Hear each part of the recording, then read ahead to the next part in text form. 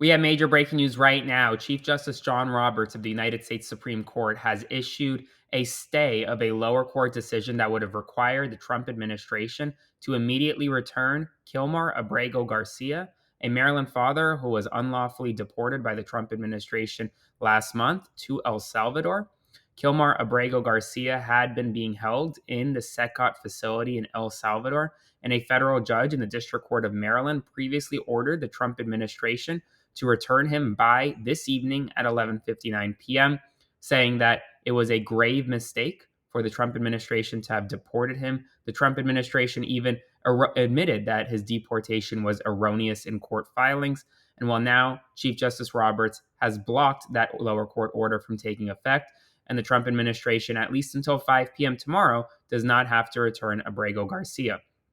Before I get into all the news, I do want to say thank you to all those who have become paid subscribers to my Substack by clicking the button below to support my work or sending a one-time donation to support me via Venmo to Aaron-Parnas.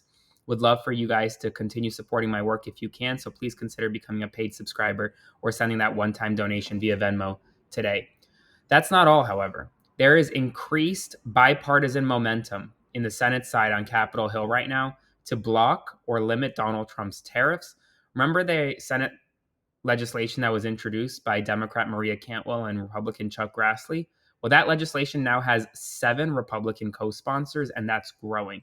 The 7 Republicans include Todd Young from Indiana, Jerry Moran from Kansas, Lisa Murkowski from Alaska, Susan Collins from Maine, Mitch McConnell from Kentucky, Tom Tillis from North Carolina, and Chuck Grassley from Iowa.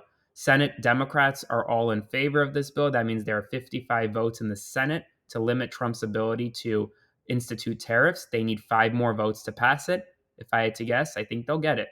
In addition, stocks today entered modestly lower after a rocky day caused by Donald Trump's latest threats to increase the tariff fight.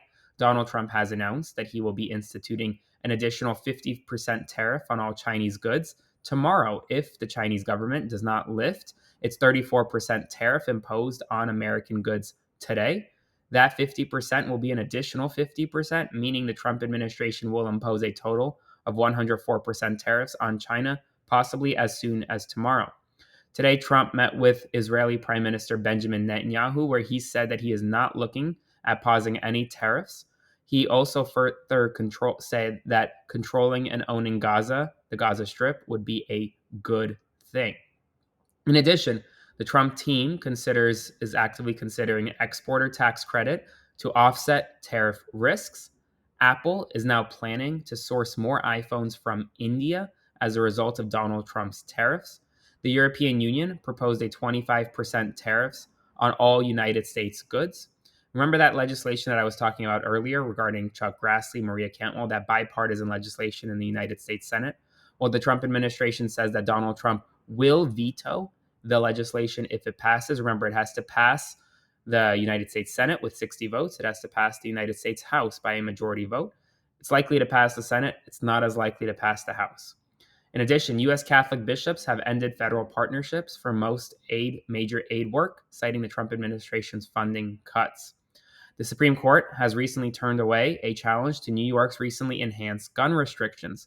The court decision not to intervene means that most of the provisions of the law, including a ban on carrying concealed firearms in, quote, sensitive places, will remain in effect. The United States told the World Food Program, other partners, that it's ending some USAID contracts providing life-saving aid. And JP Morgan CEO Jamie Dimon says that Donald Trump's tariffs will likely boost prices on both domestic and imported goods, saying, quote, we are likely to see inflationary outcomes, not only on imported goods, but on domestic prices as input costs rise and demand increases on domestic products. Folks, we'll see what happens next. Lots of news to cover this evening. I'm sure I'll have another report out this evening. So once again, if you want to support my work, please consider becoming a paid subscriber to my Substack by clicking the button below or sending a one-time donation via Venmo to Aaron-Parnas. Thanks so much for your support, and I'll see you again this evening.